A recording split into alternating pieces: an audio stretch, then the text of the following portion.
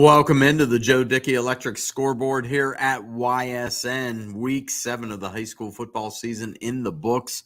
Some great games out there tonight. Some games that maybe we didn't think were going to be close were, and some games that we thought were not, Anthony. Yeah, and one of the things that I like about this is the Scoreboard show.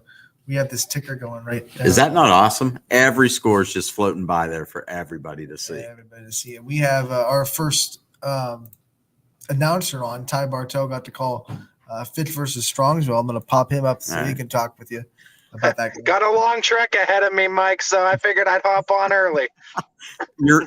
Now, wait, are you like some of our other guys? Are you at the drive-thru at Wendy's? Do we get to know what you're eating?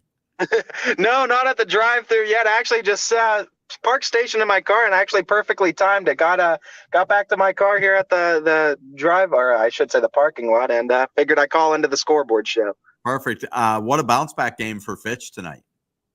Was a bounce-back game, but, I mean, not a pretty win in the slightest, right? But, I mean, not every pretty win is always going to be not every win's going to be a pretty win, I guess you would say. But Fitch, despite the fumbles that they were able to kind of bounce back from, that's exactly what they did. They bounced back. They showed that they can bounce back from a team like that, like Strongsville. And, hey, 2-4 record, you say what you want. It's still Division I football. And I said that earlier on Running Point today.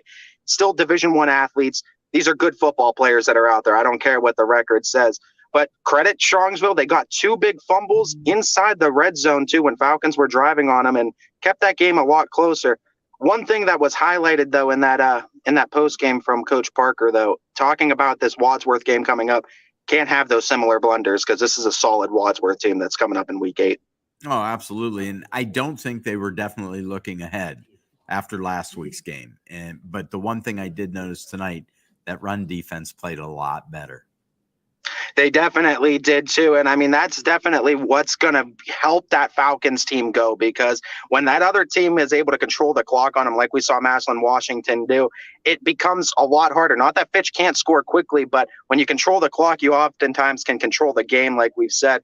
Fitch did a good job on that front, but one thing that did carry over, though, Mike, that I was kind of concerned about, penalties. Fitch got crushed in the penalty game again, and carrying that over from last week to this week, something for sure they're going to have to sharpen up going forward. Well, and I'm sure that's one thing, TJ, as soon as he gets to the game film, he's going to be looking at those and trying to figure out how he can get them fixed, because those are undisciplined this time of the year. This is when you've really got to sew up your game, because a 5-yard penalty here, a 10-yard holding penalty there can change the whole flow to a game for a team. No doubt. And for a few plays there, too, if Strongsville's offense could have figured out the Falcons' defense, there were several times where Strongsville could have put Fitch in a bad spot. Coach Parker, though, highlighted this was a defensive game. Defense got them this win tonight, and that was the case. Multiple times, turnovers on the offensive side. Falcons' defense came through, and they came through big time, only holding Strongsville to 3. So they got a big one looming on the horizon with Wadsworth. Tell me a little bit about Wadsworth. What can Falcon fans expect to see next week? This was a 38-28 game last year, and Wadsworth probably feels like they should have had that game last year in Austintown. Close game, good defense, good offense. Both teams have the ability to strike quickly. It's a Wadsworth team. I didn't get their score tonight, Mike, but I know they were going into tonight 4-2, and they were in the top 5, I believe, in Division I, Region 1. So this is a team, a competitive team, and a team looking to also get a top 4 spot in their respective region. I expect a good football game, too. Wadsworth's going to be defending home. Not going to be an easy one at all for Fitch. We'll keep talking here for a few seconds because Anthony's on it. Anthony Hartwig. If he can find a Wadsworth score, we'll have it here for you in a second. I think the other thing that bounced back tonight, though, was Fitch was able to run the ball better. Last week, I think maybe the game dictated that they had to go to the pass. They were able to mix it up a lot more tonight. And you got to credit Jamel James for helping set the tone. But how about these stats, too? Deshaun Vaughn, 94 rushing yards in the first half, 7 for 7 completions, 100 yards in the passing game. That's the one thing that I've constantly credited Deshaun for. He's accurate. He takes care of the football. When that running game can give them some more opportunities in the passing game, this is an offense that can run at full steam. Well, the other thing I like about Fitch is the athletes. There's so many of them. Pick your poison. Who do you want carrying the ball? Vaughn can pass. He can run. They've got receivers that can haul it in. But that offensive line at times can play really good. And then you flip it, the defensive line, the skilled secondary, but the linebackers, boy, they make some plays. They absolutely do. And you just talk about a team that full of guys that could step up. Cam Smith is just, I label him as an athlete. He's a guy that played receiver tonight, played a little bit of quarterback, played a running back. He could play safety. He's going to Iowa State for it. But Deshaun Vaughn, too, as much as we've been praising him for what he can do under center, kid came up with another interception, and it was a big one that helped the Falcons take a 14-3 lead into halftime. That's 3 interceptions on the season after having 6 last year. The kid can play football, man. Doesn't matter what side of the field he's on. He can play football. Maybe he's one of those two-way guys when he goes to college. That'd be pretty nasty if he's able to continue that too. He's definitely a tremendous athlete, and this was a big win. 6-1 now, Falcons on the season. All right, Professor boys. Hartwig's It took some digging, but Wadsworth beat Stowe Monroe Falls tonight, 49-3. I've drove by that Stowe Monroe Falls school too. That thing is huge, like college university size. It's a huge high school. So Wadsworth 5-2. That's all of a sudden a really big matchup next week for Fitch. It is. It's a big one, and you'll be putting a few more miles on that car, huh? Definitely will, Mike, but I wouldn't ask for anything else for sure. All right, man. Hey, we look forward to hearing from you next week. Should be a great game for Fitch. Absolutely, Mike. Thanks for having me on as always. You got it, Ty. Drive safe, man. It's also a Wadsworth team that beat Nordonia last week, 41-14. Nordonia is highly ranked in Division II, Region 5 as well. So they're kind of peaking at the right time. I think, yes, the game wasn't pretty for Fitch tonight, but yes, they found a way to win. Mm-hmm. So that works in Coach's favor. But when he walks in that locker room and he gets to meet with them early next week, he'll be approaching that as maybe that was another loss, one that if they play like that, they're in trouble when they go to Wadsworth. These long bus rides also prepare you for playoffs because eventually if you make a big run, You have to. you're going to make a long road trip. Yeah, you're going to be on the road. There's no doubt about that. Let's run down some of the scores. When guys pop in that were at games, we're expecting a few more of them to be calling in here and linking up with us. We can tell you, great game up at Stambaugh Stadium tonight. But Battle of the Irish, Akron, St. Vincent, St. Mary's, they got the best of the Ursuline Irish tonight. It's the second loss for Ursuline. Final is 35-28. That was a pretty good game. And as we just were talking about, Fitch goes to Strongsville. Nice game, 35-3. But the score not really indicative. The Falcons turning it over a couple times inside the 5-yard line, and that's not what they were hoping to do. Yeah, and you looked at that Ursuline game that you're talking about, that pick six late really sealed the deal. Yeah. Just a few mistakes that kind of went the opposite way of Ursuline.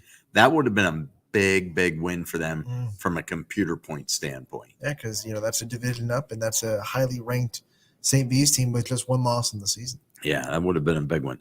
Beaver Local, they traveled to Harrison Central, and Mr. McKenzie's team came loaded for Fighting bear. McKenzie's. I don't know if Harrison Central said something on social media or something, but boy, the Beavers, they were angry. They took it out on since they lost week 2 to Salem. Yeah, 65-7. That was a big win for them, and they jumped on them early and never looked back. Speaking of teams that have been on a roll, how about Brookfield? They haven't lost since week 1. They have won 6 straight. They beat Newton Falls tonight with the whitewash, 34-0. Cardinal Mooney quietly getting another victory tonight, but impressive. They beat a Brush team 38-7. They were actually trailing early in that game. And that's a Division 2 Brush team, I think. Yeah, I believe so. So that's 4-3 for Mooney. They'll get a lot of computer points for that one, just for them being Division 5. And Mooney's sitting at 14 right now, so they're gonna. Our 440 crew, they had the Grand Valley Cardinal game, and it was all Cardinal tonight, 34-13. And then Cheney, they bounced back from their first loss. Boy, they played nice, 33-14 as they come away with a nice win at Paynesville Harvey. That was a game that was close, and then Cheney just kind of slammed the door in the fourth quarter. Yeah, they put it away when they had to. Here's one that kind of surprised me, not by the final score, but the way the game was working out early. LeBray actually had a 7-0 lead in this game, middle of the second quarter. And I believe it was 8-7 at halftime. 8-7 at half. Crestview, they've also had a tough season, but they found a way to go up to Leavittsburg tonight, get the victory in that one, 22-7. Good win for the Rebels. Let's be real. There were a couple of games that were not going the way that we thought they were going to go. I mean, the final ended up being that way. We were watching some of these games. We're like, what's going on? Yeah. This can't be. This can't be right. Well, at one point, I was ready to run out and say, "Is there a full moon?" But then I got to remember we're going to get the remnants of Ian coming up this way, so maybe that was just cooking in somebody's stove Right. on this one. But some of the other things we look at, Edison, one of our undefeated teams, boy, Chris Ziegler, they are for real. 49-14 over East Liverpool. And 14 is the most they've given up this year. Yeah. And it was 14 and a half. And their defense said no more. Yeah. Think about it. They'd given up 24 all year Mhm. going into this game, and that was through 6 weeks. So their coach is probably yelling at Yeah, them, like, come on, guys. what are you doing? We don't give up points. But tonight, still an offensive machine. Just watching them, it's very impressive the way Edison plays the game. 7-0. They're 3 years removed from an 0-10 season. Another one, a game that, I picked it wrong, but I wasn't surprised by the outcome. And a couple of guys were sitting in here saying this was an upset, that Poland beat Girard tonight, 21-19. I don't think it is an upset. It's funny because you wouldn't think it when you think of like what Poland is, what Girard is, and what those two programs are. But then you look at the way Girard's season started, 5-1, just that one loss to South Range. And Poland's obviously been dealing with injuries all season. I think people just kind of felt like Girard would bounce back, and they were still kind of lingering from that loss to South Range, obviously.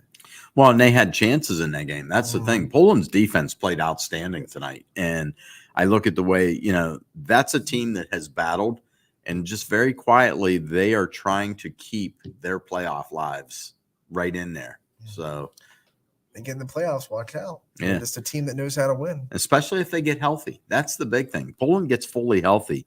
They're going to be fun to watch. Another game tonight, Louisville gets a victory. They beat Green in a thrilling game. That was a late touchdown to take that one. They were down 23-21, but they win 27-23 with a late touchdown. Nice to see a struggling Louisville team get their second win of the season. And then here's probably the one that surprised me tonight. Not that Struthers won, They just but it's the way they won. They Right. smacked Jefferson in the mouth. They literally caged the Falcons up tonight, 42-14. And I looked at Struthers and I thought, 1 week they're up, 1 week they're down. Right. It's, but again, that conference, you've got to play every week. You've got to be ready. And tonight, Jefferson was not. Struthers went on a 3-game losing streak, but look at what happened. They lost on a missed 2-point conversion in overtime to Streetsboro. They forced 6 turnovers to South Range, still lost by 10. They lost in overtime to Hubbard.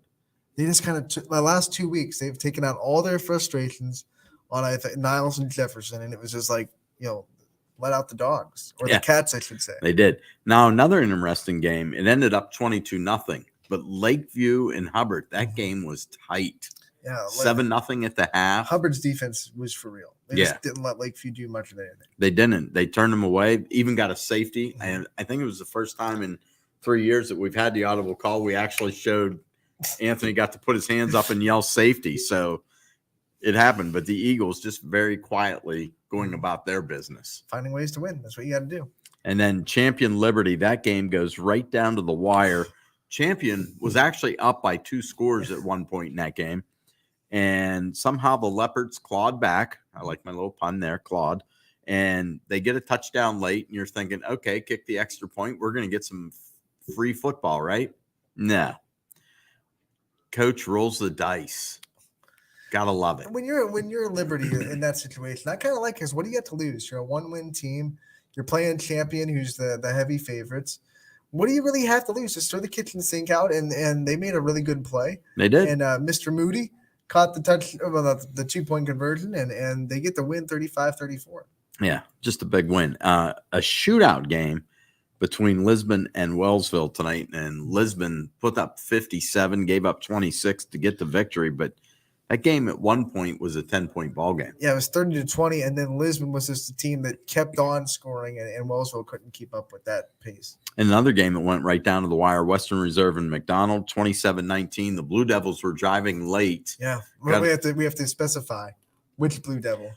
The Blue Devils of Berlin Center Western Reserve, sorry. I always forget that. Because But McDonald was driving late, Yeah. down by 8, and we were like, "Oh no, all they need is a touchdown and a 2." But yeah, Western Reserve was able to make that last stand. we can say this: one of them left and had a devil of a time. I made the prediction before the game that a Blue Devils was going to win. Yeah, you were Yeah. right. I mean, I'll give you that. You were right. And then here's a game I was looking forward to this week was Middle Ridge, Jackson Milton. Mhm. Two teams that are very quietly put some wins together.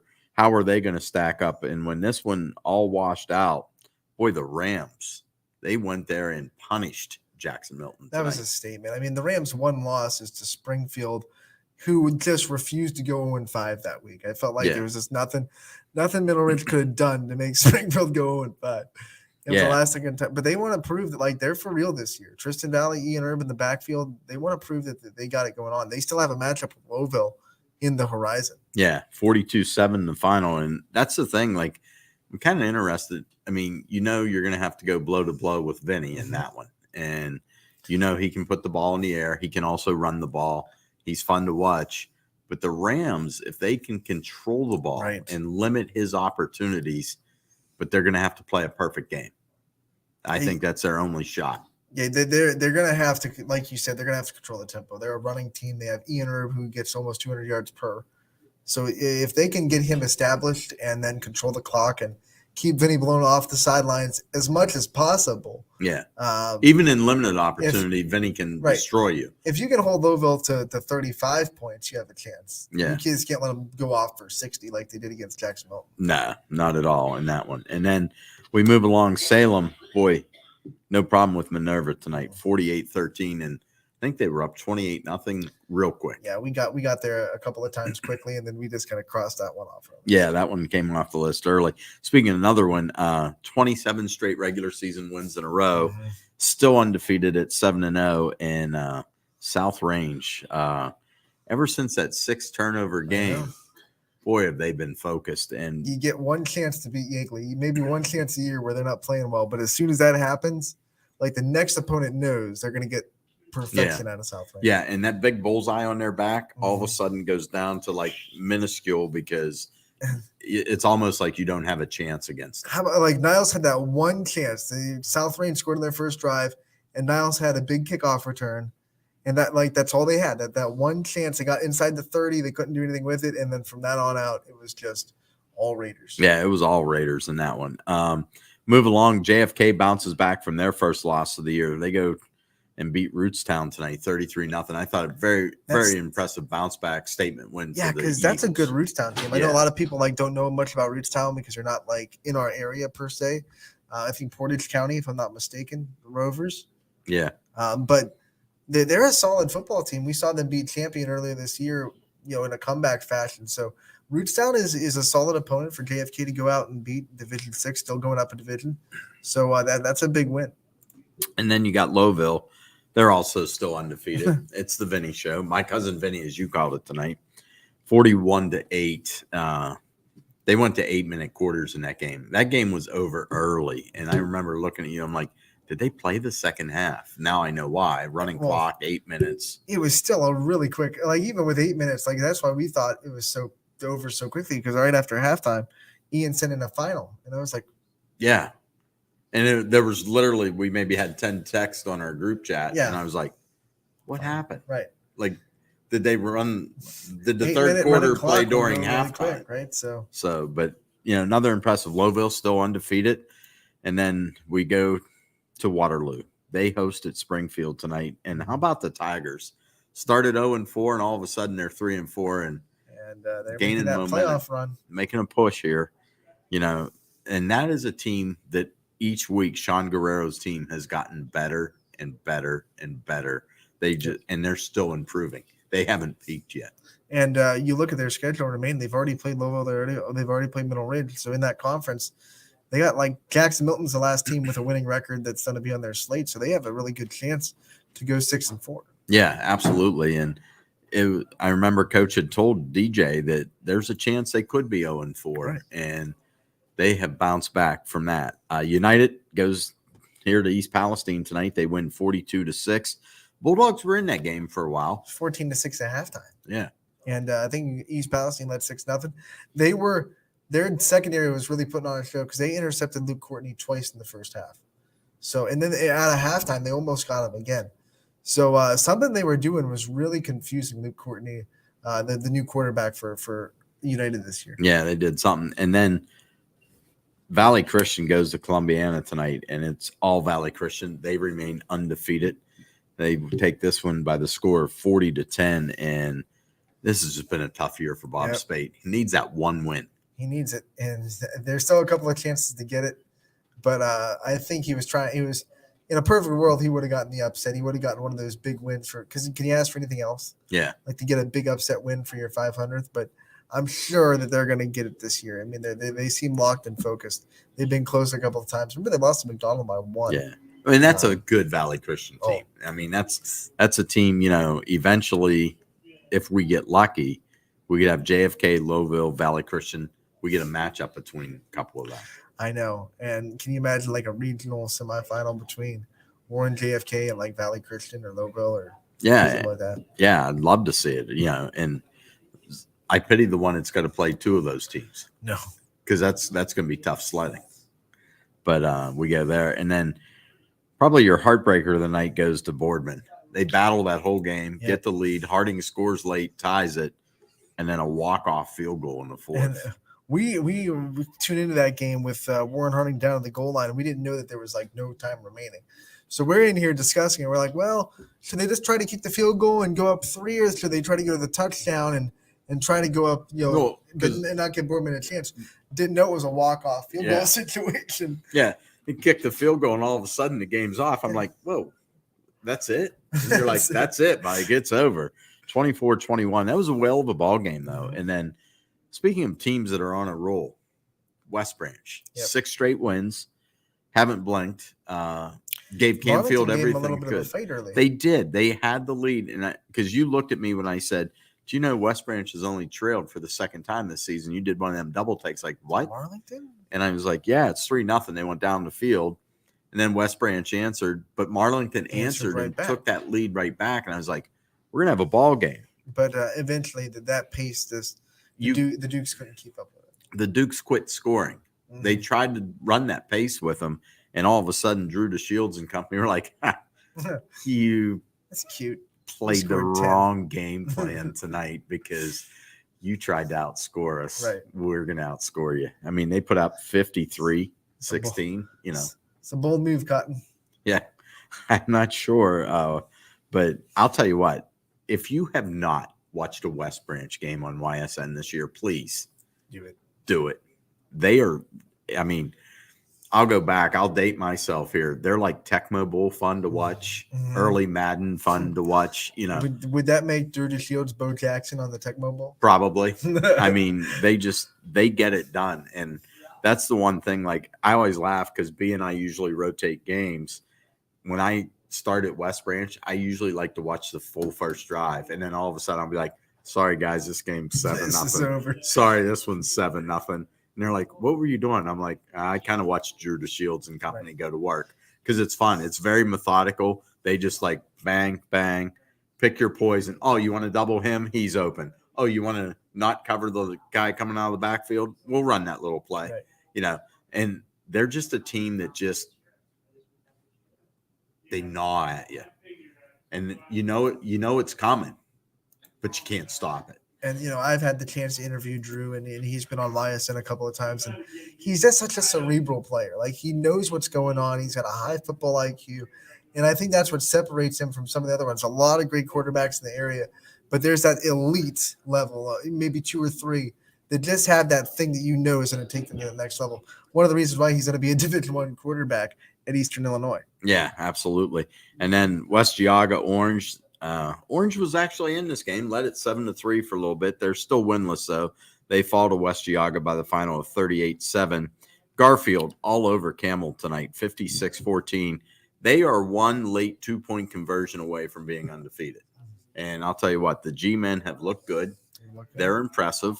They always are. And they're like South Range to me. They don't rebuild, they just reload. And, I think a lot of people were like, well, they lost a lot in the backfield. What's Garfield going to look like this year? They've answered that every week. Yeah, absolutely. And then Mohawk, another team, just across the border for us that we now have. They beat Elwood City tonight, 32-13. Howland shuts out East. Field goal. That's it. 3-0 the final score. Southern, they also go to 7-0 tonight. They beat Latonia 48-6. So that's all the scores. But I'll tell you. Did get the Wyndham Pie Valley score. Okay. By the way, we were looking at that. Pie Valley won 60-12. 60-12. 60-12 Wow. over Wyndham. 60-12. I thought Wyndham would give them a little bit more of a game. Yeah, I think it was 30-6 after halftime, after first quarter. Matthews, another team from the area, they beat Fairport Harbor 35-7. So, any games that really surprised you tonight? Liberty beating Champions surprised me. Struthers beating Jefferson the way they did surprised me. And I think Crestview LeBray, the way that game went, like we said, the final score, Crestview got the win. That's all good. But Crestview's still a little bit, sluggish after that loss to Brookfield last week. Yeah. Now, two teams that bounced back this week, Fitch and Cheney, both come back off of losses. Their games weren't perfect by any stretch, but any coach will tell you a win is a win is a win, especially coming off a loss, because sometimes teams you never know how they're going to react. That's the first time they've been punched in the mouth. And, did they pass the test? Yeah. Yes. Did they pass it glowingly? No. But they got the job done. You look at the opposite end of the spectrum. Girard had to bounce back from getting punched in the mouth, and they couldn't go to Poland and take care of business. They battled, though. Yeah, they battled. They battled. They were there. But it was, they had their chances. That last drive, they kept going backwards. It Yeah. was like fourth, and by the time Oh they my got God. to fourth down, it was 4th and 35. Yeah. It was one of them ones. I remember I looked at Eric, I go, 4th and 35. What do you think the chances are? He goes, slim and none. That's basically Hail Mary type territory there. But I mean, you look at the teams that were perfect coming into this week. They all took care of business. I thought Boardman would win that game. I know there were people that were high on Warren Harding, but I looked at them this season. I was like, they're competitive, but they can't win close games. And they finally made game-winning plays. As that game got close, I thought, well, Boardman's been in close games and they've won close games. So I thought they're going to make the game-winning plays. And Warren Harding finally was able to come up with those game-winning type clutch plays down the stretch of a close game. Yeah. And unfortunately for Boardman. Yeah, it helped them. So they got the job done. But I'll tell you what, let's take a quick break here on the Joe Dickey Electric Scoreboard.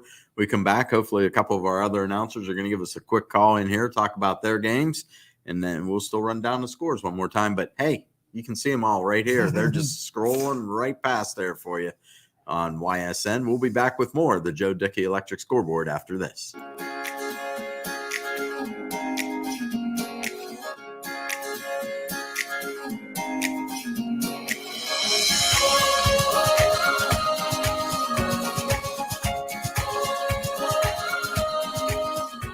Locally owned and operated, Shealy's relaxed shopping experience means browsing and lounging is always encouraged.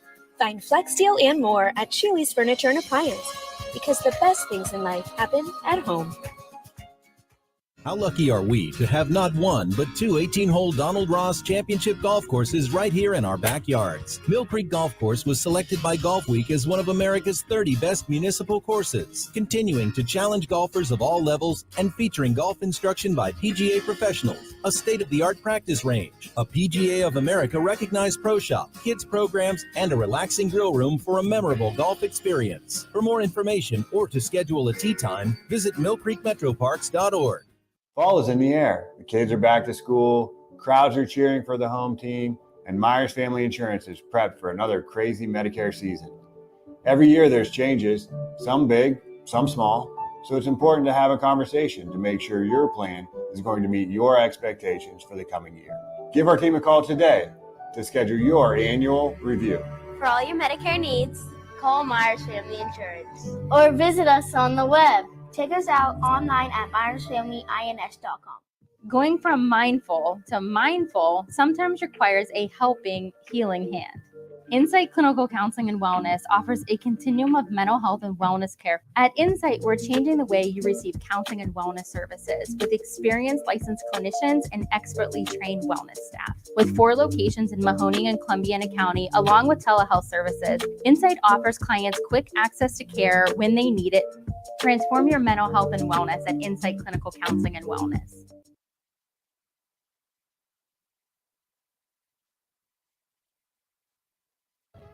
Hi, this is Zell Bush. Hi, this is Tom Klint. Hi, this is Steve Rossetto.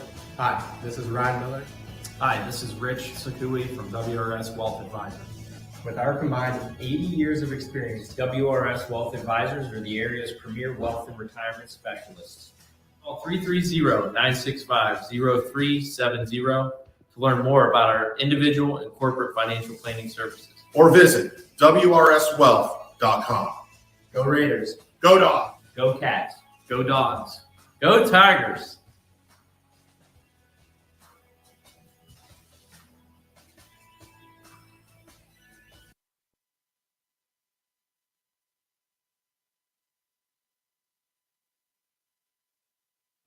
Jimmy Sutton here, Director of Isle, Purple Cat, and Golden String. We are happy to support YSN and two of my favorite people, Scotty Mincher and Super Dave O'Malley.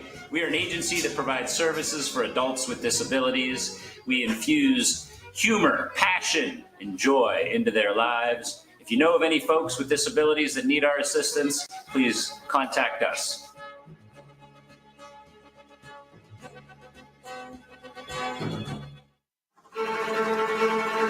Reliability, innovation, scale.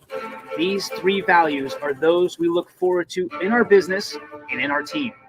If you're ready for a reliable employer who looks constantly to think outside the box in big ways, we're ready for you.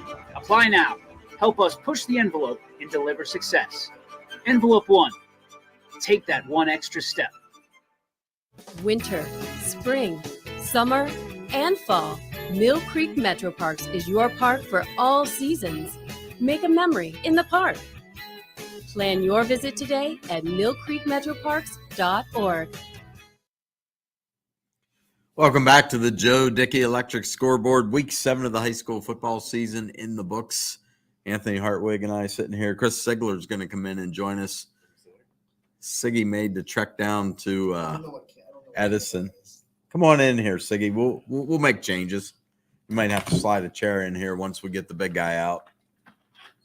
Or he's sliding over. We'll all stay on. Oh, he's out. Whatever.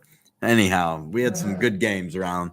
Anthony was telling us the United receivers set the record tonight. Grant Knight for receptions. How many? 110. 110. For his career. Yeah. Pretty good. Absolutely. Yeah, absolutely. All right, Siggy, one of the teams that have quietly flown under the radar here and now are starting to get the attention here at YSN, even a lot more. We always love them, but Edison, boy, you got to see them up close tonight. Pretty powerful. You know, I made the trek to Richmond, and that's a team that their quarterback, Gage Klein, 6'6", and this kid can sling it. You know, he's coupled with a great running back, maybe the greatest name in the area, Talon McClurg, is his tailback, and it's a great combination. They have weapons all over the place as well, you know. And the one thing that concerns me, you know, East Liverpool pushed them tonight.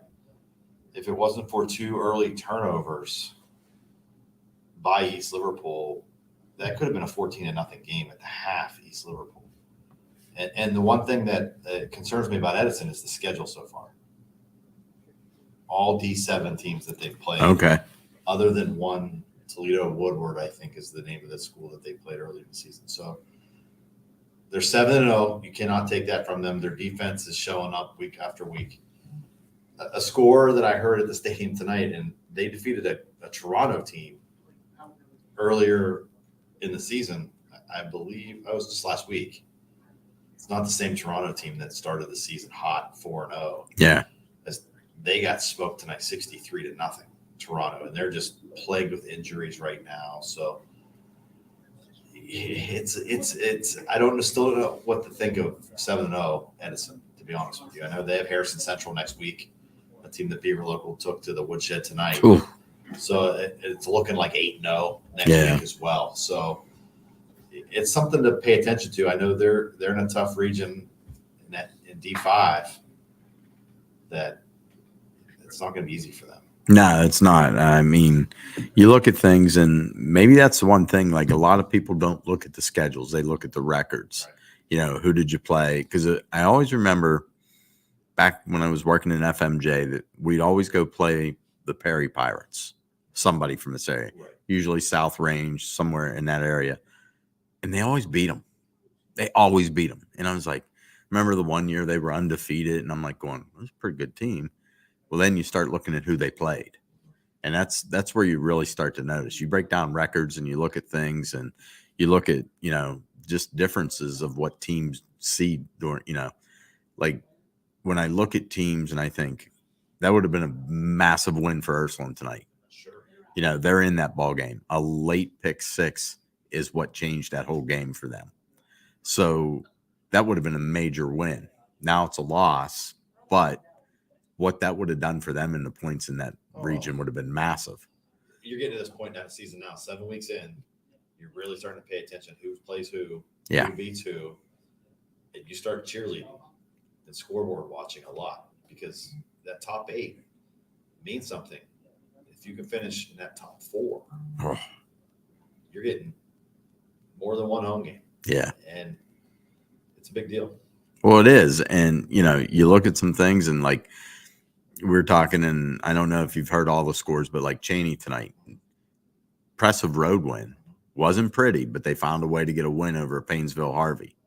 It's a nice win for them. They needed that. That was a good bounce back game. It's hard to bounce back on the road. Yeah. After a tough, I want to call it a rivalry game, but whenever all the eyeballs were on you last week and you knew it was on the line, then you got to pick yourself up off the mat and go on the road against an unfamiliar opponent. That's what's hard sometimes as well. And a short week. Right. Because they played on Saturday last week. That's right.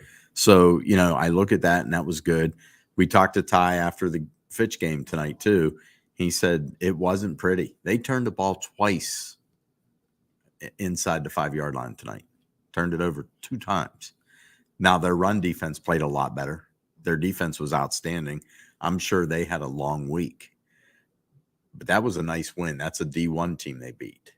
And they weren't looking ahead because they got a big one next week against Wadsworth. You know, and again, unfamiliar opponents, long bus rides. It adds up at this point in the season, coming off familiar opponents.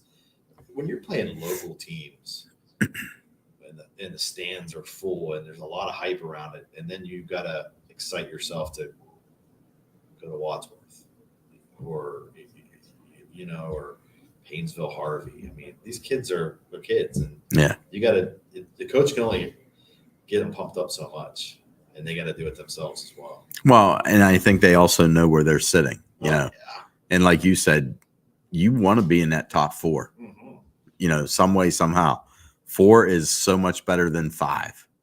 Oh yeah. You know, and I know some upsets can happen and change some things, but it just, I think it's a mental factor. Without a doubt, you're playing on your home turf. The routine is the same. You can just go to school, go home, eat a little bit, come back to the field instead of having to get on a bus. Yeah. And some of these rides, now that it's 16 teams, especially in the first round, it can be 2 hours on a bus. You can be 3 hours, you know, plus. We saw that last year, you know, and there's a lot of luck involved this time of year with these teams that you're scoreboard watching for. And I'm going to use Beaver Local for an example. You know, they came in tonight 5th in D4 Region 13. But remember, they had a game canceled against Minerva. Yeah. And they picked up a D3 school, Columbus, that's got some wins. And that's what I mean by a little bit of luck. Had you played Minerva, you're not sitting at 5th because you're not getting secondary points that now you're getting from this other school that you picked up. So it's just a lot of luck involved, being at the right place at the right time, and beating who's in front of you too is number one priority. And that's what a lot of these teams are doing locally. Yeah, well, you do. Take care of your business. It's directly in front of you that know you have to. Yes, you might have to scoreboard watch because you lost a game here or there, but at the same time, you're rooting for the team that beat you to keep winning. Those are all secondary points that build up. I'm sitting there tonight in the booth, and they announced the score. Toronto just got smoked, and the Edison people were all cheering that they lost. And I'm like, you should hope that this team wins because it helps you. So a lot of these people, and I get it, they're rivalry games, and it's hard to cheer for the other team, but it means a lot. And I think Edison, I'm not sure if they're in the same region as South Range, if they're in that same region. We'll check here real quick. Yeah.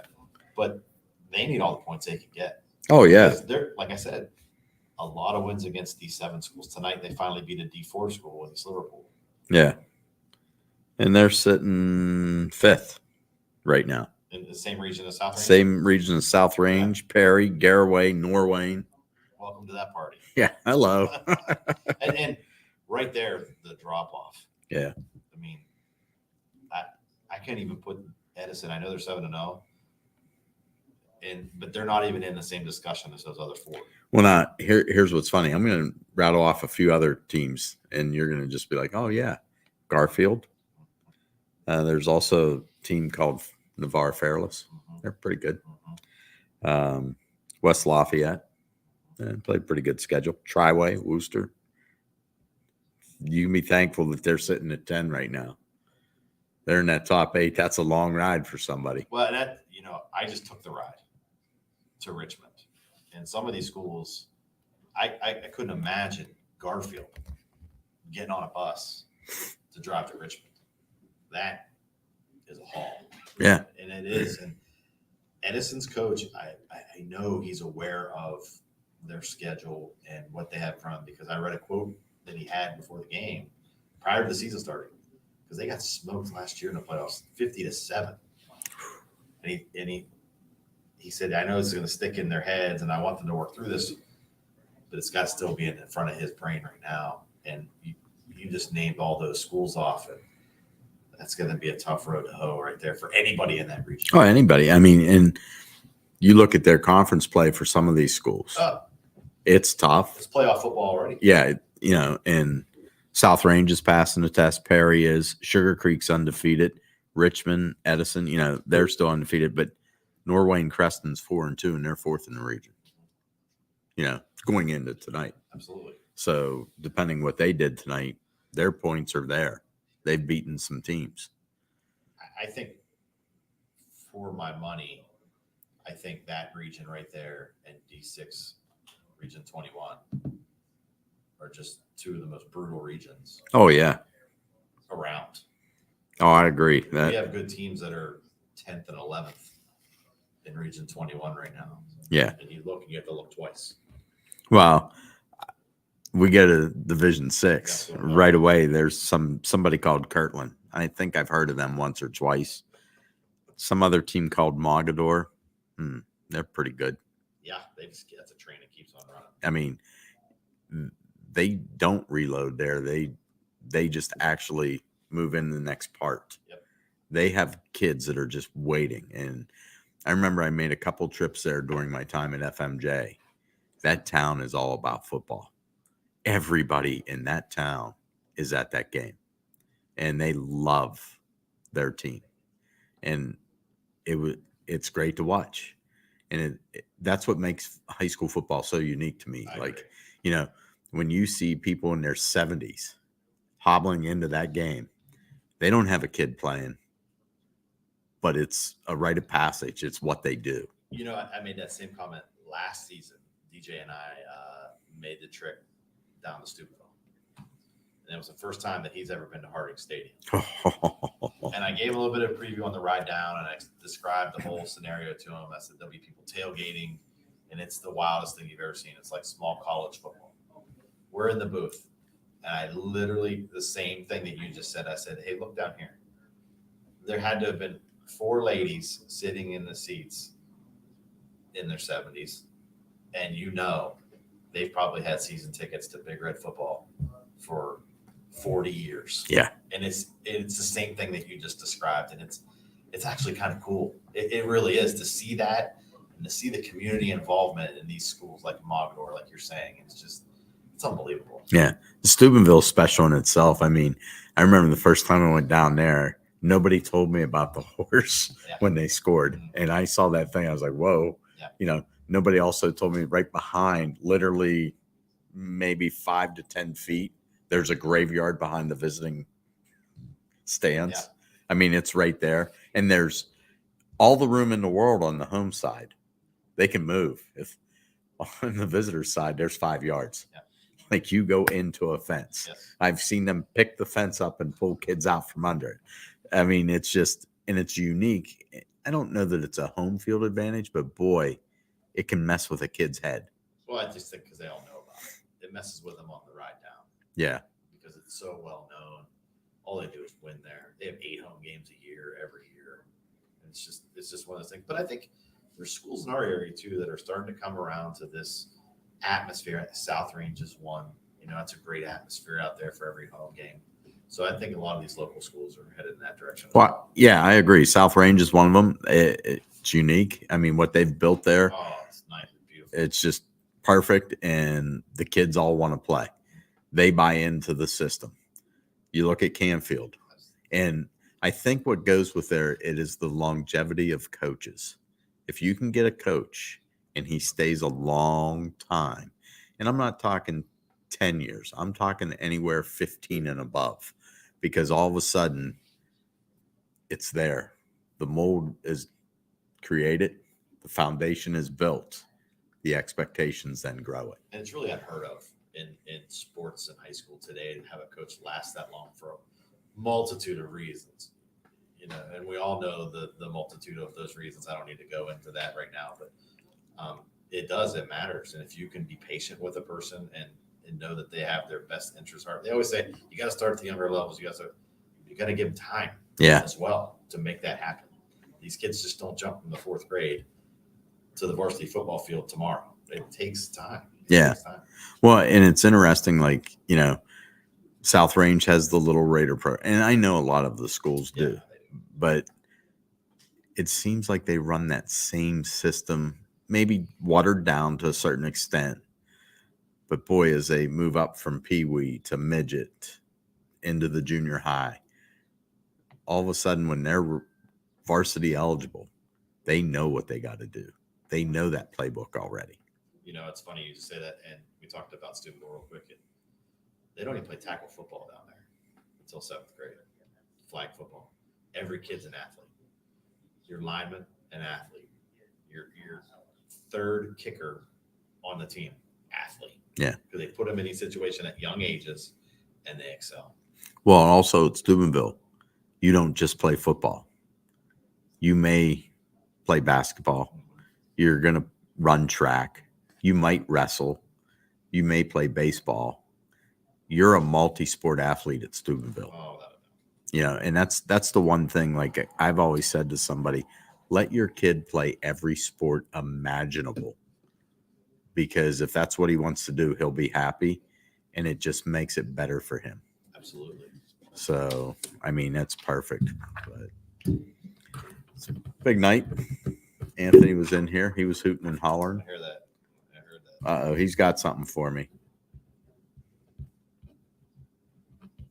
I'm getting a note. I can read what he's writing right now. All right. Okay. Grant Night is coming on.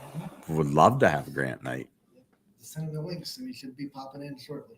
Perfect. And Chris, when he does this, click on the window that pops up. Okay. Perfect. I didn't even hear what was. I'm sorry, but where I'm driving through the countryside down there, cutting in and out. Yeah. So I'm just trying to catch up on scores as well as it's riding by. So I don't even know the night that Grant Knight had. Yeah, well, he broke the career record for receptions at United with 110 men.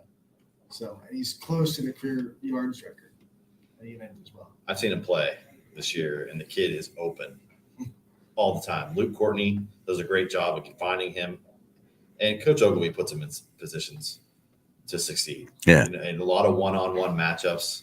He singles them out wide by himself, and he's got the size too. Grant Knight's over 6 foot tall, and he's one heck of a basketball player as well. So he has fantastic athleticism to go up and get a ball. He uses his body well. He knows how to block out a defender. He I've seen a lot of his catches this year, very good positionally. It's the yards after the catch, Yeah. as well. I've seen Luke Courtney hit him on a 10-yard slant pattern, and he's taking it the rest of the way with ease. He knows how to move around defenders, how to make them miss. And he's really good at taking care of the football. You cannot arm tackle him. No, he's too strong. Absolutely. And you can tell that that's a kid that works out and uses those core muscles, the upper leg, thighs. Those are strong because I've seen a couple of kids try to wrap him that way. You got to get both arms, and you better get a hold of them. And Coach Ogilvy's doing a great job these last couple weeks of mixing some new things in, getting Grant more involved in situations that they can against some of these teams that, they know they're going to have success against. Oh, yeah. And it's going to pay off in the long run here, as we know Southern's looming down the road for this United squad, probably the last test prior to the playoffs. It's week 10, and they really don't have a test prior to that that's really going to test that team. Oh, that's a good test. Oh, two different styles. You have a spread offense in United, who's mainly out of the shotgun. Courtney is in the gun with three good wide receivers around him, and Grant Knight's popping in right now. Go ahead, click that right there. Yep. Welcome in to the Joe Dickey Electric Scoreboard. There he is, Mr. Grant Knight. That's a nice big smile we see on your face. Did you break a record or something? Yeah. Yep. Talk about your night. Talk about the way this team's playing this season, Grant. It's coming together pretty good. We had a tough loss against Valley Christian. Tonight started out pretty slow, for our liking and our standards, but we came back with another upset win against the Bulldogs. But no, I'm liking the way we're playing. We just got to clean some things up for sure. Hey, Grant, it's Chris Stigler. I've seen you play quite a few times this year. Had the ability to call 2 or 3 of your games out at the Eagles Nest there, and describe the camaraderie amongst all the receivers on your team to go with your quarterback, Luke Courtney, and how well he does a good job of finding the open guy on a nightly basis. We're just all best friends, and we all know we're part of the receiving corps. We all know we are the receiving corps. We're the guys that has to get open to make, Luke make the throws, and just he's so good at reading everything and anything all the time. And Coach O helps him a lot. We throw the ball a lot of practice, and it's just our job to get open. His job to throw us the ball, and then we got to go make plays. If he throws a bad ball, we still got to make a play. How do you maintain focus at this point in the schedule, knowing who's coming, what you have left in front of you? 6-1 on the season, 3 games to go. How do you maintain that focus at this point in the year? Honestly, for me, it's just, I'm chasing another record with all-time, receiving yards, but, we're still chasing league championship. We're not out of it yet. Southern's a great team. They play Valley Christian. They beat Valley Christian. We beat Southern. It's another tie for league. So, we're still chasing league title for sure. And everybody's, our standards, so high, and the bar is set so high. It's like every day, we're all coming out and we're practicing our butts off, and it's no let up for sure, no matter who we're playing. 110 career receptions for you to break the school record. Talk about getting to this point, all the work that you had to put in to even get there. Yeah, it's been crazy, man. My dad was a wide receiver coach, and so ever since I was little, throwing the ball in the backyard with him, all the time. I can catch it with my hands. He'd throw it harder, it hit my chest, so it hurt. So, taught me to call with my hands. And that's all has always been my love, catching the football and running and scoring. And, Brutus helped a lot my sophomore year. I had 57 catches then. And then this year with Luke, I'm in the 40s or something. But, just a lot of staying after practice and just catching footballs and, just growing up around football. I'm always around it, always wanting to catch, get better after practice. And even in practice, we throw the ball a lot, and, just you got to stay focused and just make plays and make the catches. I think the other thing that stands out, and Siggy and I have been talking about this, your body position when you go on a deep ball, you always seem to get in between you and the defender and are able to fend them off. You are a bigger receiver, but it's like you really work on that. Mm-hmm. Yeah. Growing up with my dad, me and my dad worked on that a lot. So honestly, it's all props to him. If you want me to be honest with you. But yeah, just like in practice, we do a bunch of back shoulder drills, jump ball drills. But then even on like my own, like I said, with my dad, or maybe with buddies like outside of football, we're working jump balls or just different situations where you got to go get the ball, because not every throw is going to be perfect. You got to go make a play. It's high school ball. It's not, the quarterbacks aren't. I'm not dissing Luke, love the kid, but like it's not an NFL quarterback where it's going to be on a line and a perfect throw every time. You know what I mean? Like it's just, that's not realistic. But so you got to make a play. Describe real quick how you're not satisfied with just the catch. I've seen you quite a few times this year, the yards after the catch that you make and you achieve. You'll take a 10 route or a 10-yard slant pattern to the house for 55 yards. I've seen you do it quite a few times this year. Describe that satisfaction of the yards after the catch and the challenge that it creates. Yeah, it's great. It's just, as honestly, my job is just, you got to obviously first you got to catch the ball. I hate when I see receivers, they go to catch the ball, they try to get upfield too fast, and then they drop the ball. So you got to catch the ball first thing, and then you got to see like who you got to outrun and what you got to do. But it's so satisfying. You run down, you score, all your linemen, the receivers, or everybody's going crazy, fans are crazy. But it helps out Luke's stats too, not just mine. And me and Luke have a great chemistry, I feel like, and it's just real satisfying. It's a lot of fun. It's the best feeling, honestly. Hey, real quick, and I'll let Mike have the last word here with you.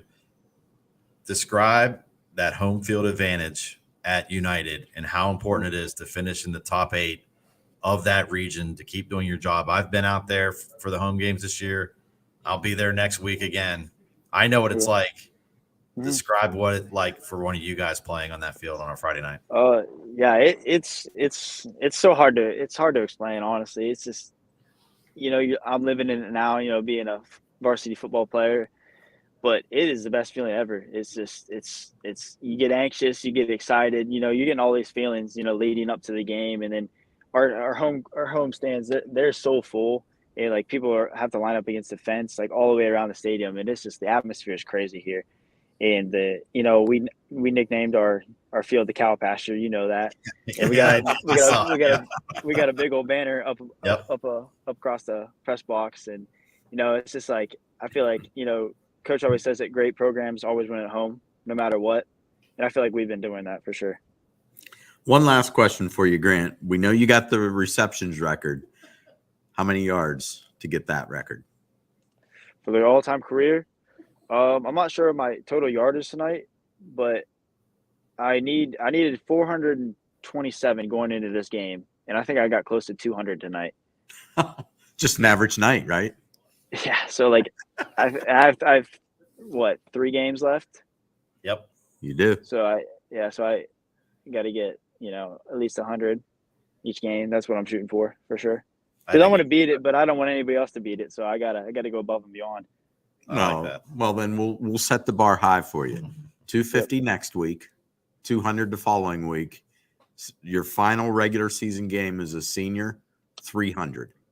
Yeah, I'll try. I would get on your quarterback and coach. I would say, right. Listen, Mr. Ogilvie, feed me the ball. Just feed me. All right. Thanks, Graham. We appreciate it. I appreciate it, guys. All right, I'll see you next week. Thanks. See ya. What a great kid. Yeah. I mean, I love it. Yeah, I'm just having fun there. I want him to break the record. If you're going to break it, crush it. Right. If you can. Absolutely. And if he's in the zone, and I know Coach Ogilvie, if he's in the zone, he's going to feed that kid that ball. He's going to tell his quarterback, I'm going to put him in spots, get him the rock. Make the other team stop him. Yeah. And when they stop him, then we'll do something else. And they have 2 other guys on the outside that's going to benefit from that. There is no doubt about it. Yeah, absolutely. And the great thing, he's making his teammates better. Oh, there's no other way around that. Yeah. He has 2 teammates that are seniors as well. There's 3 senior wideouts on that team, and they're really close, and they benefit from each other the whole game. That's for sure. Yeah. I'm going to run down the scores real quick. We got to get out of here because I got to move over so our people can go join our friends over at WFMJ and catch the overtime report. Ursuline falls to Akron St. Vincent St. Mary's 38-25. Fitch goes up to Strongsville, gets a win 35-3. All Beaver local over Harrison Central 65-7. Brookfield shuts out Newton Falls 34-0. 38-7 Cardinal Mooney, a winner over Brush. Grand Valley, falls to Cardinal 34-13. Cheney, nice win on the road at Paynesville Harvey 33-14. Crestview 22-7 over LeBray. Edison 49-14 over East Liverpool. Poland in a close one 21-19 over Girard. Louisville gets a win over Green 27-13. Struthers pounds Jefferson 42-14. Hubbard shuts out Lakeview 22-0. It is 35-34 Liberty with a 2-point conversion with 25 seconds left to defeat champion. Lisbon outguns Wellsville 57-26. Western Reserve 27-19 over McDonald. Middle Ridge hammers Jackson Milton 42-7. Salem 48-13 over Minerva. South Range 27 straight regular season wins 55-0 over Niles. Rootstown falls to Warren JFK 33-0. It is Lowville 41-8 over Sebring. Springfield 3 straight wins 41-14 over Waterloo. United all over East Palestine 42-6 as Grant Knight sets the reception record with 110 in his career. And then you have Valley Christian 40-10 over Columbiana. Harding with a walk-off field goal to beat Boardman 24-21. West Branch 53-16 over Marlington. West Geauga over Orange 38-7. And it is Garfield beating Camel 56-14. Mohawk 32-13 over Elwood City. East falls to Howland 3-0. Southern 48-6 over Latonia. And Pie Valley beats Wyndham 60-12, the final from that one. So that'll wrap up the Joe Dickey Electric Scoreboard. Thanks for stopping in, Mr. Sigler. Always love having you on. Had Anthony in the gunner seat with me tonight. It was great. We appreciate it. We'll see you back here next week for week 8 of the high school football season. The Audible Call. DJ Yoakley will be hosting it. I'm going to be in Happy Valley. It's Parents' Weekend, so I got to go see my son for the first time in 2 months.